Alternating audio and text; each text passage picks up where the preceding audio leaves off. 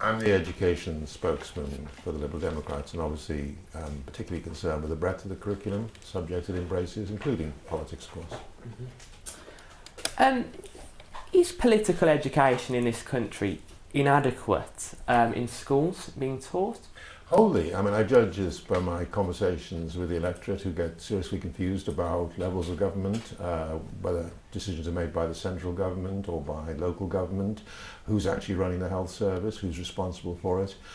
When they raise issues that concern them and affect their lives, they're not always clear about who it is responsible for making the judgment calls that affect the services that they're bothered about. Citizenship is one of the core subjects that people have to take at school. But is it thorough enough to teach politics when it's up to the discretion of the school to teach them this? And also, at the same time, many teachers who would probably not have had a formal political education are teaching politics themselves. Is that a good way of doing it? I don't think it's the fault of the teachers, but individual schools make choices about how much effort they'll put into the citizenship programme and exactly what they will do. I mean, some see it as an opportunity for civic engagement, which isn't quite the same as civic education. I've been invited into a good number of schools as part of the citizenship programme, and I've been quite impressed by what they've done. But then quite a lot of schools haven't invited me in at all, and I have no idea exactly what they're doing. I have no confidence either that the Department of Education is monitoring this particularly carefully. What would you say to the argument that private schools have a better understanding of teaching politics and getting people into politics compared with state schools? Well, I mean, clearly there's a disproportionate number of MPs, even now, who come from a private school or an independent school background, and that may have something to do with the culture. I don't think private schools have taught that much in the way of politics, but they've not been afraid or shied off the subject, and that's probably the difference between the private sector and the public sector. In other words, when an independent school wants to do politics, they're confident enough to go ahead and do it. I think within the state system there are more reservations, concerns and anxieties about the competence of the school to deliver an appropriate political education programme. Why is politics not compulsory at school when RE is from the ages of 11 to 14? You know, can politics not be taught objectively when RE can, perhaps? Or I think it's probably the reasons are historical rather than rational for this. I think one of the great anxieties with politics and politics teaching, and the same anxiety applies also to some extent with religious education, is that it will end up being political indoctrination.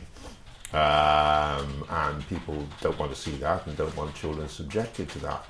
And that's a complete misconception, but it's a widely held misconception. Political education isn't about political indoctrination, it isn't about political proselytizing or anything like that.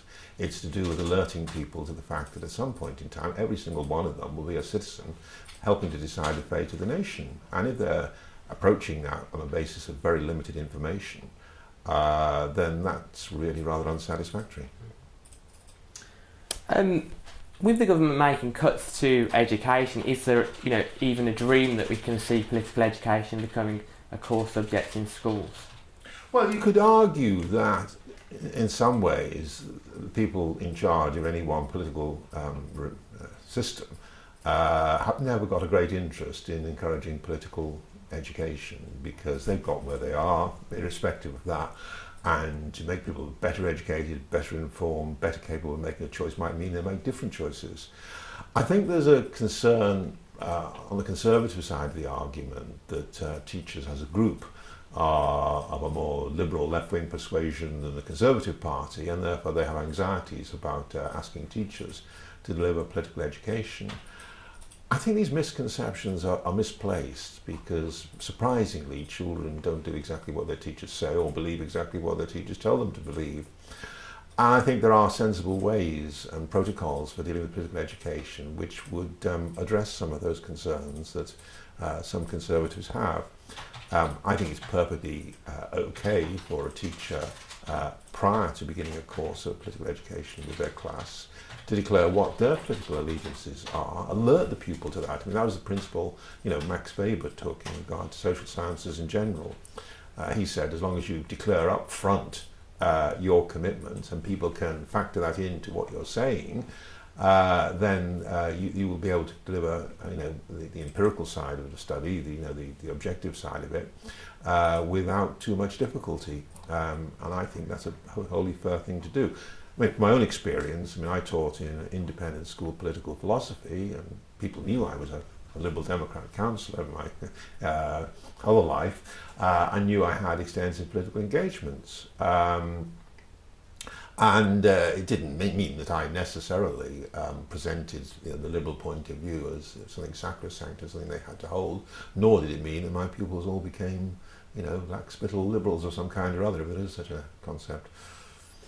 Do you think it's a failure then of not just this government but every government not to teach some kind of formal political education? Because how many people do we know that have the ability to vote but don't have a clue what they're voting for? Yeah, I think not only that, at the levels they're asked to contribute, for example, there are mayoral elections, there are local elections, there are police commissioner elections, there are general elections, there are referenda, a whole different set of elections and engagements the public are asked to get stuck into and express an opinion and determine the outcome. They determine the outcome of whether we're in the EU, and there could be a few things more significant than that.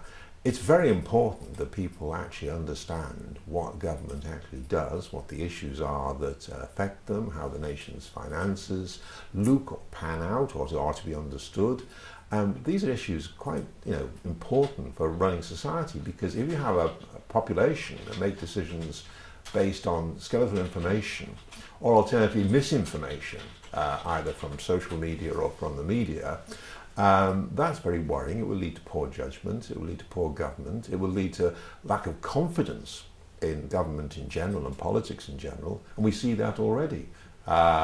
People think the politicians are not doing what they think they should be doing, but you've got to say that the public often don't realise when they're electing politicians what their role effectively will be. So, for example, as a constituency MP, I'm sometimes addressed as though I'm running the local NHS, which I'm not. Or people come to my office to see me as an MP about issues that they would more properly raise with a councillor. There are a lot of misconceptions out there about who does what their power and limits are. And if you test the political knowledge and background of the British electorate, or a lot of electorates across the Western world, you'll find it's deficient in key areas.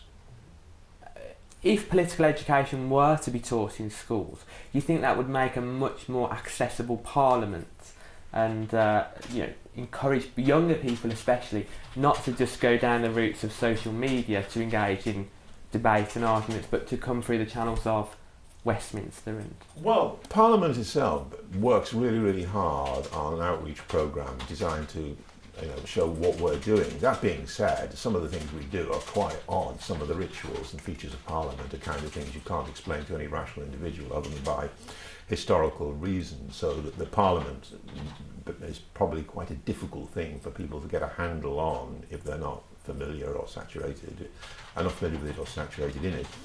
That being said, young people's disengagement is not due exclusively to the fact that politics is not taught.